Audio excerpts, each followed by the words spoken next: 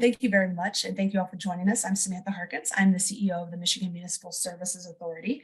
MMSA was created about 11 years ago as a way to incent local government innovation and collaboration and creative ways to work together. And to that end, we've been having a series of webinars highlighting a number of different topics that are important to not just local government organizations, especially in this case, but to all organizations. And so I'm really excited. I will caveat, I'm excited and terrified for this presentation because cybersecurity is scary.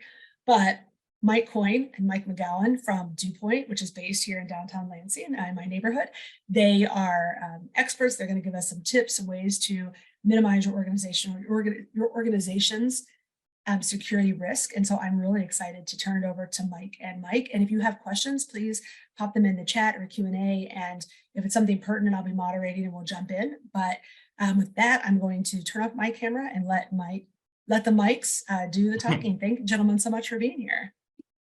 Thank you, Samantha. Thank you, Kristen, for helping us organize this. And thanks to MMSA. I'm assuming that everybody can see my screen here. Looks good. Okay, good. Well, today we're gonna talk about managing IT security risk. And you're right, Samantha, this is a scary topic, but we're gonna try to take some of the scare out of it today. My name's Mike Coyne. I'm an account executive. I've been an account executive supporting government in Michigan for the past 23 years. And a little bit about Dewpoint. Dewpoint is a full-scale IT consulting company. We're headquartered in Lansing. Today, I'm talking to you from our office in Grand Rapids, and we've been in the business for 27 years. And we support many local governments today. So there'll be a spin on this particular discussion around local government, but many of the things you hear today apply to all customers, wherever they're at, as a small, medium, or large-sized business. And through our support of local government at the city level, both large and small, we've gained some experience on what those risks are for those particular customers. Dewpoint in 2021 worked through a competitive process with DTMB and the Michigan Cybersecurity Group to be named a cyber partner qualified to support IT security initiatives in the local government space. And you'll hear a little bit more about that later in this presentation. Last year, we took on a significant effort to do IT security assessments on all of the friend of the court offices in our state. There's over 50 of them. So our years of experience plus the history, the project we worked on last year has really given us some insights in what's going on from cybersecurity within our state. And today I'm fortunate to have a co-presenter in Mike McGowan. And as a co-worker to me, Mike hits all the boxes. One, super fun to work with. He's passionate about what he does. And for us today, he's a humble yet expert in the fields of IT architecture and IT security. Mike? Thanks a lot, Mike. And thank you for having us. We're really happy to share some of these strategies with you and hopefully in the process, have a little bit of fun and get some education as well. So if you want to start digging into the content, Mike. Yeah, and so I kind of wanted to start with this because we've all seen, these headlines. We've been watching them for some time as an integrator, and our clients are watching them. And, some of these cyber attacks that we've seen, especially with local governments, they're pretty scary, especially because the local governments now have modernized in many ways and have become very dependent upon the technology that they have. And a lot of times that tends to be about functionality, the quality of services provided.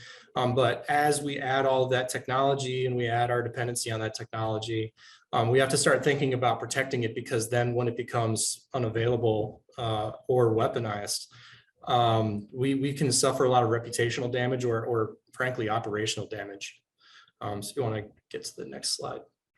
I want to talk about the city of Oakland, and this just happened in February. And part of the reason I want to talk about Oakland is because this is not a small city. These guys have resources, right? So this can happen to any municipality, large and small.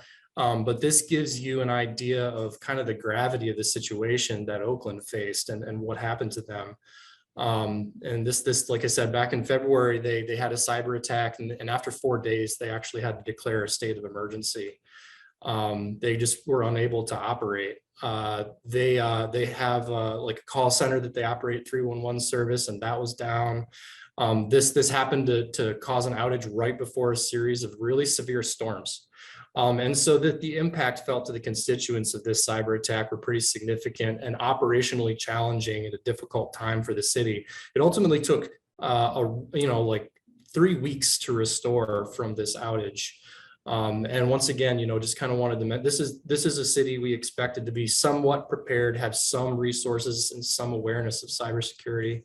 These are the types of things that can happen really to anybody. And so if you want to go to the next slide, we're seeing a real increase in attacks against municipalities, especially around election time.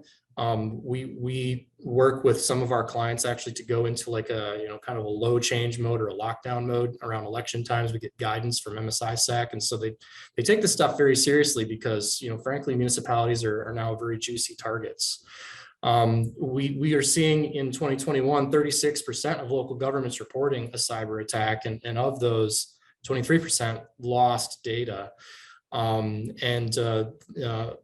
Had interruptions to their operations. Next slide. The preparedness is also not great. So we've been finding that most governments that we've worked with have critical or high security vulnerabilities in their environment. And some know about them, some don't know about them, but most have them. And really a small number of municipalities that we work with have actually implemented things that are basic, like multi-factor authentication. So the protections that they have in place right now are a bit behind the private sector, but they're less likely to have, this sector is less likely to have some of these protections in place. So these attacks can be very damaging. Next. So I wanted to talk down through how these attacks happen. And I thought it'd be fun if we walk through one from the perspective, and I'm going to pick on Mike here. I'm going to pretend that he's the assistant city manager of Mittenville, which is a city I made up. But we're going to walk through a scenario on how this type of thing happens. And you're probably going to notice there's a lot of common habits that we find all the time. And we're going to talk about how attackers exploit those bad habits and get a foothold in your environment. And so, in this case, Mike's getting ready for a city council meeting. He's pulling the projector out of the closet. There's a laptop in the bag. We pull this out for council meetings. So it's, it's out once a month or twice a month, and it's not patched because it's off most of the time. And the last time it was used, there was a guest presenter that infected the machine with when they loaded their presentation. But we really didn't know that we infected the machine because Mittenville has not deployed EDR or antivirus that is monitored. So, although there might have been detection on the machine, IT had no idea. Because they were able to see that Mike logged into this machine using his Microsoft 365 account, they saw an opportunity to try and steal his credentials. And so they actually executed a phishing attack against Mike, a spear phishing attack. And they sent him fake account recovery notifications to his email box. And when he logged into his account, it didn't work. They blocked that attempt. And so he was fairly convinced while he was trying to get ready for this presentation and focused on getting the room ready, that he needed to get access back to his account. So, kind of thinking about what he was doing, just quickly clicked on the notification. And by doing that, walked through a form where he tried to, reset his credentials, and in the process gave those credentials to this attacker. So now this attacker can impersonate Mike and do everything that he can do. So next slide. Because he's impersonating Mike, and Mike is a person that wears multiple hats. We're a small municipality here in Mittenville. He's also the IT coordinator. He has admin access to their Microsoft 365 tenant. So now seeing this hacker is now able to crawl the entire environment and start exfiltrating data that's stored in the city's SharePoint and Teams site. This person has access to everything Mike does, including financial information, employee information, wire information to pay external vendors, a spreadsheet containing IT systems credentials and clear text in his OneDrive, which they then start using to move laterally across the environment and basically infiltrate other systems. and continue to exfiltrate critical data. Then they're going to start encrypting that data and making it unavailable. So what happens after a breach can be pretty devastating, especially from a reputational perspective and a business impact perspective. But what's likely to happen at this point, now that he has the list of credentials to get into the city's web hosting, that website gets defaced, and now there's the banner across the website saying that, haha, we've owned the city of Mittenville. And citizens are now starting to get suspicious emails from the e-billing service that's tied to the smart meters that we were able to put in a few years ago. The presenter laptop now on the screen in front of everybody displays a message demanding $400,000 in ransom to not publicly release any data provided and to provide an encryption key. And without an incident response plan, now Mike is basically trying to figure out what he should do. While this is Mike, all I think I'm going going to on, work on my resume. That's what I'm doing right now. I'm working on my resume. the glass case in the wall, yeah. So this is now starting to turn into a media frenzy. Everybody wants to know what's going on. They're getting these suspicious emails. The council meeting is now is basically turning into a circus. And this system outage is now going to last for weeks because we didn't really have our backups tested. So we do have backups, but we never tried restoring them. And we found that we actually didn't have full coverage with our backups. And public interest in this cyber attack is now the main topic for council meetings for the next 3 months. So that sounds pretty not fun. I think that generally in council meetings, we want to be focused on doing the business of our constituents and not explaining why we had this terrible cyber attack. So how do we prevent this in the first place? And the good news is that of all the examples that I listed, there is a corresponding control that can help you reduce the risk of that thing happening. One of the most important that we want to talk about first is multi-factor authentication, specifically phishing resistant multi-factor authentication. And phishing resistant basically means that there is going to be some visual indicator of where that request is coming from on the authentication device. You'll be able to see what application initiated it.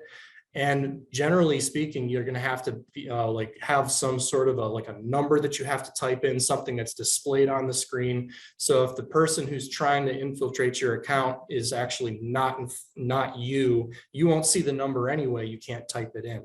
So that's a very strong type of authentication that would have prevented, even though Mike gave up his password, this would have prevented that person from logging in even with a good password. Also, we want to talk about patching. So, this laptop being in the closet was really kind of a problem because there were many vulnerabilities that this person was able to exploit in the first place to get a foothold on the machine.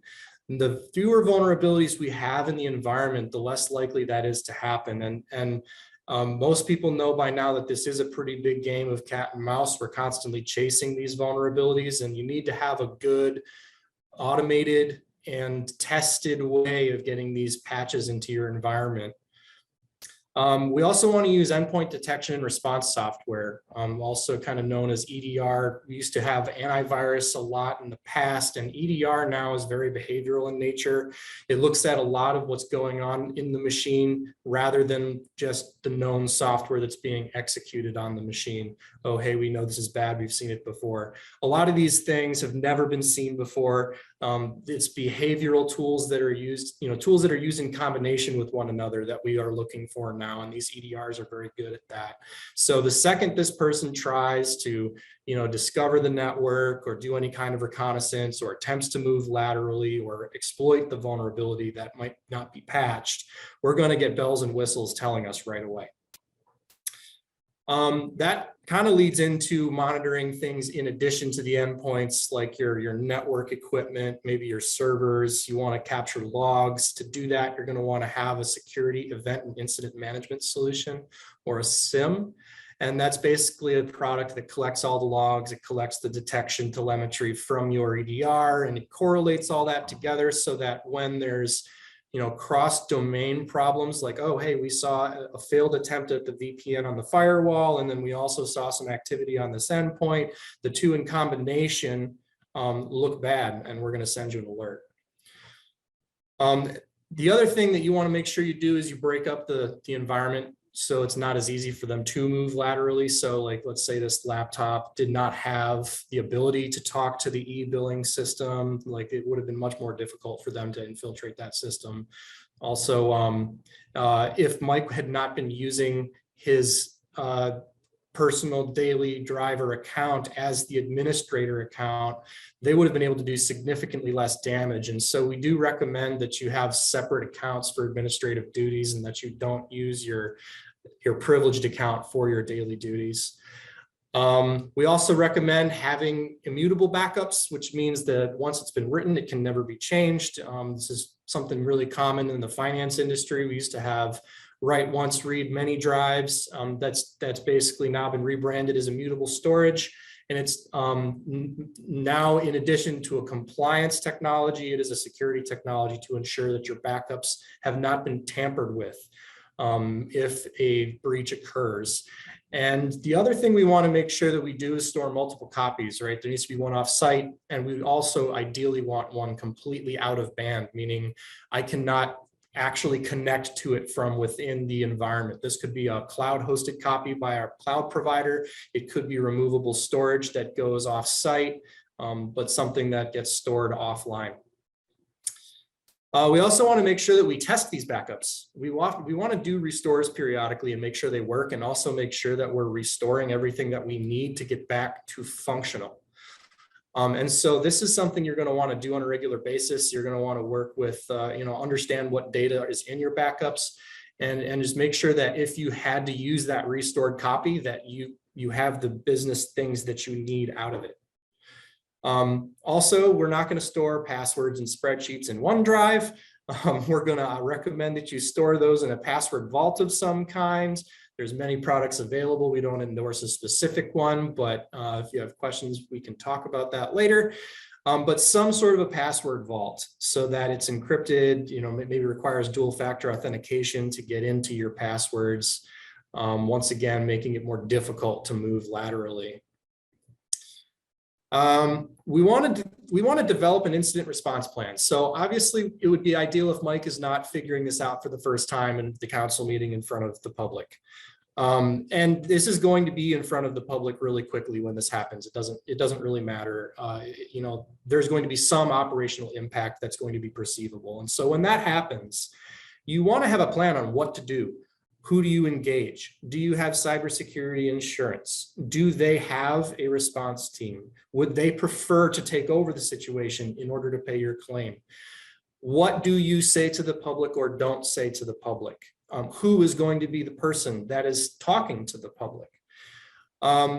What from a law enforcement perspective do you need to do? Should you contact the FBI? Do you know who your local field agent is? So these are all these should be kind of exercised in advance, put into a plan, and ideally we want to test this plan. We want to do drills to pretend like we did today that an attack is happening and see if all of the different things that we put in place help prevent that attack. But then if it didn't, what we do operationally as a business to respond to that incident so that we can get back to business as quickly as possible. And a really important one is enrolling your users in cybersecurity awareness training. So your people are the best line of defense you have. A human being able to detect phishing when it's happening or MFA prompts that they didn't initiate or what have you, they are going to help reduce the likelihood of an attack significantly. And there's great programs available for you to train your staff. It's well worth it. I think I got one more. Yeah. Okay. So consider an assessment, right? A lot of people kind of assume, hey, I've got a technology provider, or I've got an IT guy, he patches my stuff, we're good, right? And maybe, right? We professionally do assessments to help you understand in terms that you can, a way that you can see whether your environment is up to snuff or not, if you have problems that you need to address, risks that you need to address, and also which ones you should do first, because there could be a multitude of things that need done. So, don't let it be a mystery, dig into it, educate yourself, figure out what you can do better. And that's going to help reduce your risk a ton. And if you want to go into the next slide, Mike, we can talk about what these assessments look like. So We follow a standard methodology. It's developed by the Center for Internet Security. We mentioned this, one of their entities earlier. They support governments during elections, the MSI SAC. So CIS is an active member of the SLED space. And that's part of the reason that we chose the Center for Internet Security as our partner. And we do a standard framework assessment that gets scored by a bunch of different controls. It's best practices that are taken from the membership, which, you know, once again, they're heavily represented by government institutions. So we think this resource is pretty comprehensive. Next slide. A little bit more on CIS. So CIS, there's lots of security frameworks that different lines of business adhere to based on really the complexity of your business. CIS is one of those, and CIS has been named by the federal government and our state government as the preferred one for local governments to assess against. Right. And that's why we chose it, especially for these kind of assessments. Right. So in the CIS assessment, it's a framework that has 43 controls. They're weighted and scored. We tailor that to the size, scope, and complexity of your organization. So it probably doesn't make sense for the city of Oakland to be working at the same goals as, you know, some village in northern Michigan. So we do take that into account. And when you get a snapshot back, you're gonna see scores and basically general ratings. So like, you know, red, you know, bad, green, good kind of thing. Across these 43 controls, so that you can basically tailor your attention to what needs the most work for the most value. So like you don't want to be, I guess, chasing low value things that are expensive when maybe you could be doing some basics and getting yourself further along. So that's also taken into account. Okay, so when these reports come back, sometimes we find that it's the first time you've done one, there's a lot of red. Man, that sounds insurmountable, but don't worry, because you don't have to tackle it yourself. There's resources available. We're certainly here to help. There's a ton of resources from CIS and in the communities online. But we want to make sure that you guys know that you have someone behind you, and you know, I would direct you to Mike to talk about this if you're at all interested in tackling what comes out on that report afterwards. You know, we have a variety of different types of ways we engage. So you know, maybe we come in, we do a project. Maybe you have a team and they need project management support to get through projects. Maybe you have no team. You can use ours. So we have a bunch of different engagement models to help, but the primary deliverable will be the assessment, and then, you know, we would engage further on helping you, you know, tackle some of those findings. And there's a lot of ways for entities to go about an assessment. There's some themes to the assessments that we do, again, through our experience. One, it's not going to feel like an audit. It can't feel like an audit. It needs to feel like a collaborative effort between an IT provider and a business customer. And it's really a judgment kind of free zone, because in the end of the day, what we will do with our recommendations and findings is present those to you in a way that you can determine the acceptance of business risk. And I mean, we want you to be as tight as possible on the security end, but we understand that there's factors that probably will not allow you to go from where you are today to implementing all the recommendations. And as I mentioned, there's lots of ways to go about this. A lot of people buy what they call a penetration test, where a company will go attempt to get in your system, find ways to get into your systems, and then give you a report out of vulnerabilities. But our findings, especially with mid, small size and local government customers, is there isn't really a roadmap on what do I do with these findings. So what our kind of secret sauce is in this assessment process is, one, it won't feel like an audit. Two, we'll build the roadmap. So when a finding is identified and presented, we're going to take it further, because there's other factors here. How big of a bang is completing this, is removing this risk from your environment in terms of your IT security posture? How long would it take to do that?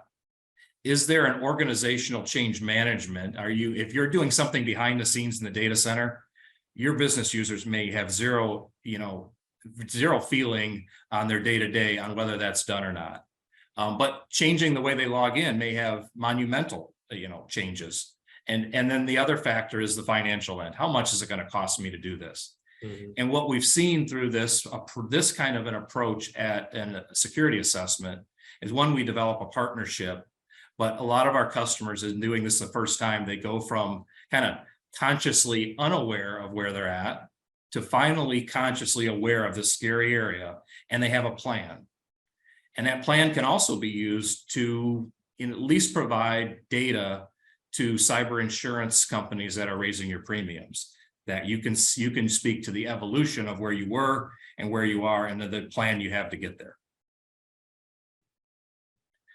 So now, that we were going to get to questions here in a bit about all the content around cyber events that could happen in local government and what we're proposing as a best practice to get ahead of that. But we also want to mention something about BitSite. And just full disclaimer, Dewpoint does not resell BitSite. We're not saying that this is something that you should invest in. But it's an interesting element into this practice of IT security. What the company BitSite is trying to do is they're trying to become the credit score of all of us when it comes to IT security. And it's interesting to see how far they've come in the last few years. So at a high level, what BitSite is able to do through publicly available data and an incredible group of data miners who look into this data, they score us all, but understand they can only see the peripheral of our organizations. So if our organizations represent a castle, they can only see the outside walls.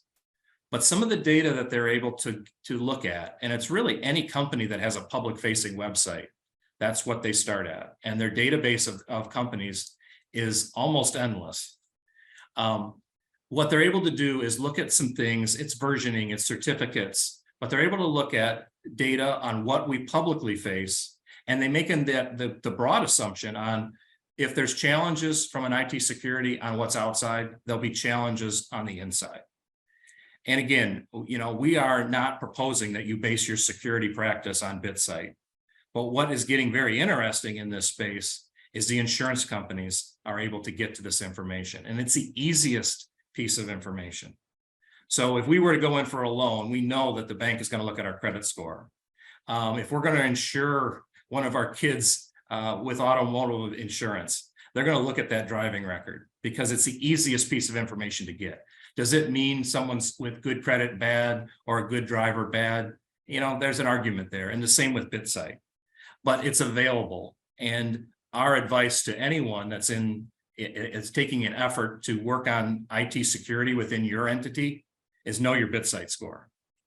So here's Dewpoint's, and we know that we better have a darn good BitSite score because we're in this field. It'd be very embarrassing to do the work that we do. So we monitor it both for our own health and from a standpoint of referenceability in the IT security consulting space. What's interesting about BitSite is when you get deep into their report, very similar to a credit score, we will know what happened between last month and this month. And it'll tell us we dropped 5 points because a certificate became out of date. And it'll also tell us if we want to gain 20 points, here's 4 things we can do to, again, improve our BitSite score, which we do know is just a very high level, easy to grab figure of IT security for our company. So that's a little bit about BitSite. I also want to talk about the programs that we have, especially in state government. We realize that you are stewards of taxpayer dollars. We respect that. What both the federal government and the state of Michigan have done over the last few years is encourage local government to do an assessment. And they've gone so far as to put a competitive procurement out there, which was done 2 years ago, to identify a handful of companies that they believe are capable to do this work. And that's where Dewpoint competed in that world and was awarded the moniker of a cyber partner to DTMB and Michigan Cybersecurity. And that has led us to a contract that is available. It's tough to contract in government. So we've tried to take to demystify that with a leverageable contract. And some of our customers use this contract to do assessments with us. Some of them run things through their own. So it's not kind of a de facto standard, but it's an availability. And a couple notes on where we're seeing the federal government and the state government go with cybersecurity in the local government space. Over the past few years, they have been providing levels of incentive. You should really do this kind of thing. Here's a contract for you to do this. But what we are expecting is that these carrots, if you will, for taking proactive action, sooner or later will turn into sticks at some level. And maybe that stick is a cyber insurance premium rise. We can't predict exactly what the state is going to do, but we can definitely envision a time where everyone does this on a regular basis. And we're encouraging those to take advantage of what's out there today to get ahead of that curve. Recently, we've worked with 2 Michigan municipalities with this process and their emergency manager. There's 5 regions of emergency management in our state. They have worked with their emergency management contact to obtain grant funding for the entire assessment. And these are the kind of carrots we're mentioning. They're out there now for you. We have learned how to navigate through that piece. And with further conversations, we'd be happy to help you as well. You know, so in wrapping up the discussion, we went through a lot of this about Dewpoint and MiDeal. In the end, we want you to know that we've learned a lot about this space over the handful of years we've been into it, and specifically a lot about this space within local government. And then as we open it up for questions, we want to make sure that you know how you can follow up. One, there's my email there, there's my phone number, and there's a QR code that will go right into my schedule. So if you want to go right to jump here, you can schedule a meeting with me by following that QR code. We'll keep this up as we go through questions. And also, if you just want to know what your BitSite score is, please reach out to us, because we have that subscription and we'll be happy to present that score to you and kind of walk you through what we're seeing for your score and how it relates to the others we've looked through. Gentlemen, thank you so much. Just a reminder, if you do have questions, you can put those into the Q&A function. And just to follow up on Mike's point about MiDeal, you may or may not know, MMSA is a really interesting governmental structure. We were created through an interlocal agreement between 2 communities, and we have the ability to do competitive bidding for local governments. And so one of the things we're putting before our board in a couple of weeks is for MMSA to do an RFP for managed IT services and cybersecurity. So communities could, similar to what you do with MiDeal, go through MMSA, or even one of the things we're really interested in looking at is how communities can collaborate. And so if you're a smaller community and having managed IT or cybersecurity services might be too much for your budget, could we pull together several communities to work together and then contract with an IT organization? So that's something that we're working on, and we'll be putting before our board on the May 10th. In the May meeting. You guys don't care when the meeting is, but at the May meeting. So I'm really looking forward to that. I actually have a question. Mike McGowan, you made a point about people being your best line of defense. And I remember when I worked for the city of Lansing, I worked with Dewpoint, and we would have phishing tests all the time. I always passed them, for the record. But when you said that, what are the kind of things that your people should be looking for that would be sort of fishy, for lack of a better term, things that should raise red flags? Yeah, that's a great question. So the first thing that I usually look for to spot phishing is weird senders coming from weird domains. You know, like you'll see something that has a clearly Microsoft graphic, and it's coming from a sender that has, you know, it's like fred@gobbledygook.com, right? That's usually a good one to look for. Also, you know, notifications for platforms that you don't have. So like, you know, I've seen people phished where they receive an email for, you know, like a Zoom thing, and they're like a Teams kind of place. So that's usually a good way to spot them. But yeah, you got to kind of look out for, there's like quality problems usually with these emails, spelling problems with these emails, grammar issues. And then also another great practice is, really be careful before you click on links that are coming in these emails. Make sure before you click, you kind of know that this email, where it came from, that it's for you. You're kind of expecting, like this, like an MFA one-time password or something like that. You can a lot of times hover over the links and they'll give you like an alternate link text, and it'll kind of tell you where it's going to go.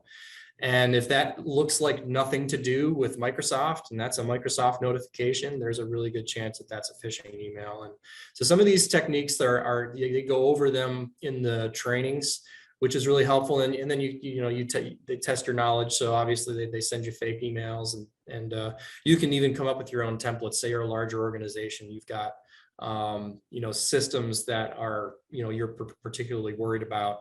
You can fake your users out with custom stuff to test them.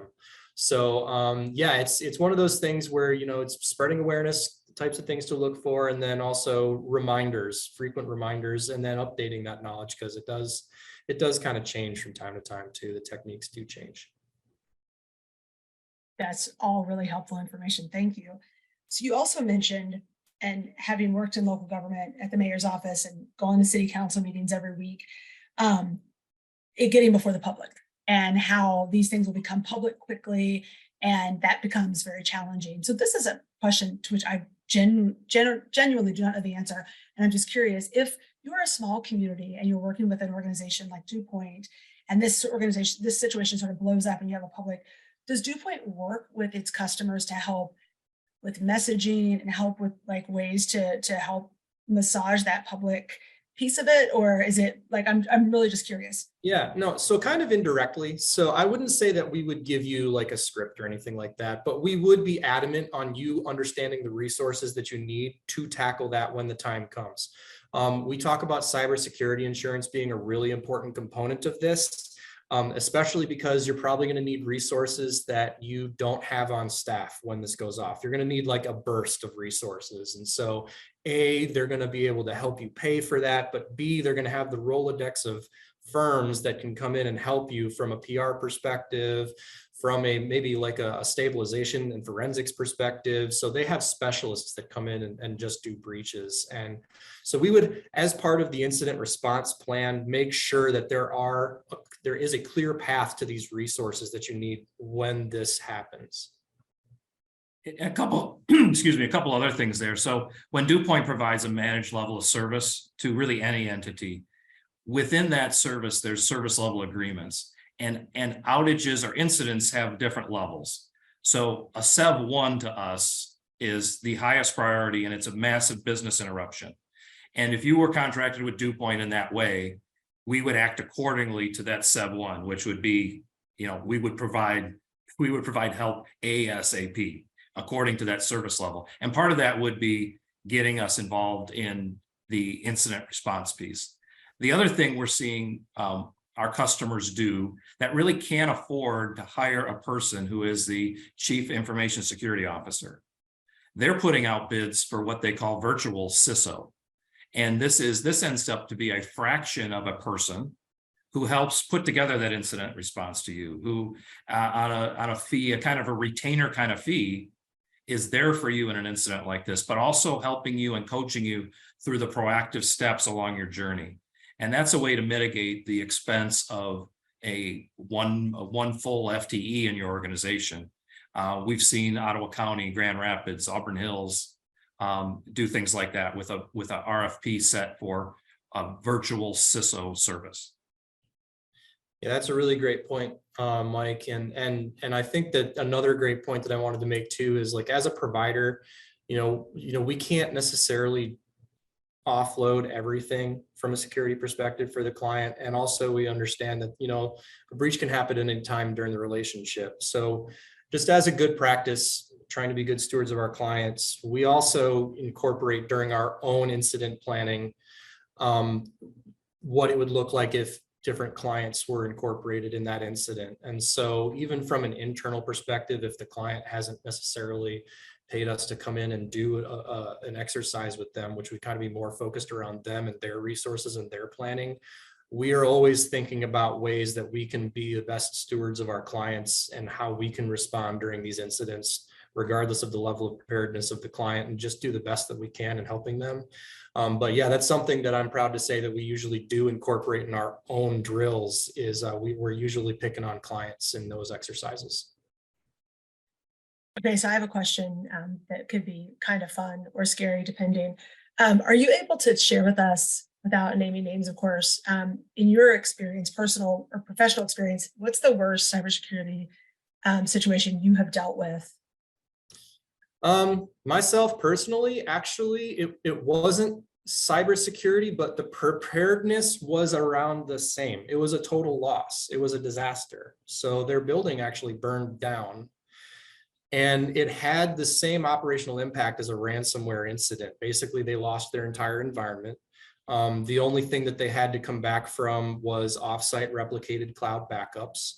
And I am proud to say that we were able to help them rebuild their entire environment, though it wasn't exactly the way it was achievable to do so. And that was one of those cases where we were really happy that we had, gone through the process of making sure that they had those capabilities, and we tested them, and that we were familiar with what had to happen in that disaster. I've also seen a number of like lower level incidents. Like you might be surprised to know how frequently accounts get broken. Now, fortunately, in a lot of the organizations that this has happened in, they were prepared enough to not have all these accounts be very, very privileged. And so it was, like lower level folks that were getting breached. But it still is a problem though, because even when any individual gets breached in the organization, they can still pull things like the directory from Office 365. And now they've got a big juicy contact list to go spamming. So, it's never good when that stuff happens, but you do the best you can to minimize the damage. And fortunately, I've not seen too many capitulation events. But yeah, they do happen, and a full loss has happened to me. And I've seen a couple in the municipality space, both with a utility and a local government, and you really see, in partnership with them, because we were called after the event to help in both of those cases. You really see an entity that's very proud and in many cases very good at what they do, even from an IT security standpoint. They go from this, okay, something happened, I need to do something about it, to, okay, what am I legally obligated to do about this, which is scary. And then they call in, that they realize that they're legally obligated to do some things. And these helicopters fly in, figuratively, and they have way too much help than they need. And they really lose control of the activities that are so important to their business. And that level is as scary as the incident itself. And you just feel like you do if you were ever robbed, pickpocketed, whatever it is, you feel violated. And then there's this financial piece of it where it's what a waste of money, right? That wasn't allocated for this thing. What a waste of time and money to try to reimage and catch up and figure out your backups. And so many times at the end of that journey, they're so much better than they were before because of all this remediation. But we all know that if they were ahead of it, the impact would have been minimal. And every one of those customers said, I wish I would have afterwards. Well, the good news is local government has tons of money. I'm being facetious, obviously. We do have a question in the chat from Daniel. He's asking if Dewpoint has a service to execute your own pen test for customers. I don't even know what that means. Great question. That is a great question. And that is one of the things that we recommend that really to all of our clients to do on a periodic basis. And we do offer penetration testing for our clients. And then a word about penetration testing, though, a lot of clients kind of look at the test like it's the total engagement. And I want to make sure that people are thinking about after the test, because actually Can you explain what a penetration test is? I don't even know what that is. Oh yeah, sure. So basically we try to break in on purpose. And there's varying degrees of sophistication. Most of the ones that we conduct are scanner based. We put a piece of software in the environment and it scans everything in the network, and it tries to find all of the vulnerabilities that it can find, and it creates reports on like, hey, we found this device that has these vulnerabilities on it, and then it helps kind of rank the vulnerabilities by criticality. And then kind of the next level up is you actually bring in real hackers. You call them a red team, and they they try to break in. We use it like using all the different techniques that a hacker would, and then provide a report on what they were able to do and how they were able to do it and that kind of stuff. But then after the test is done is where this gets really interesting, because you're going to get this big report of things that they were able to do, and some of them are going to be good, some of them are going to be bad, some are going to be really bad. And kind of digging through those results and deciding what to do, it can be kind of like the iceberg, the below the surface of the water. So that test is kind of like the tip of the iceberg. It's probably going to be 20% of the effort, maybe, to getting that dealt with. And so just prepare yourself for it to be real, like a whole program. When you're doing vulnerability management, you're going to be doing it all year long, every year. You're going to be constantly finding new ones and dealing with them. And so just make sure that, you're not thinking about this like a one-time event, but an ongoing, I'm going to do this as like an ongoing hygiene type of thing. And a few other things on pen testing. So our advice, especially for entities that haven't done an assessment before, is to do the assessment first. And the analogy there is, again, go back to the castle analogy. If your windows and doors are open and you just need to realize the impact of that, the assessment will find those low-hanging things. Let's get you to some level where that penetration test will be a little bit more valuable. And we would suggest going through an assessment, and 6 months to 12 months after the assessment and some low-level remediations are done, now it's a perfect time for a penetration test. And those penetration tests can be, to the extent that Mike went, and they can also go further. They have the ability to look at your Wi-Fi environment. They could look at social engineering, and they can drop a thumb drive in your parking lot and figure out who really does it. So it kind of fits that the work that we do with anti-phishing approaches, but they can really look at the social engineering and help to measure the culture of your organization. Is it ready to really embrace the fact that we're going to be moving on a perspective of improved cyber hygiene? Well, I don't see any more questions in the Q&A. We're a few minutes before noon, but if there's nothing else, I think we'll go ahead and wrap up. No one minds being done early, but gentlemen, thank you so much. This was incredible information, and I am so grateful that you are here and grateful to have worked with you and know you. And if you are interested in future webinars, actually next month, we're going to mix it up a little bit. Instead of the third Thursday, we will be presenting a webinar in conjunction with the Michigan Economic Development Corporation.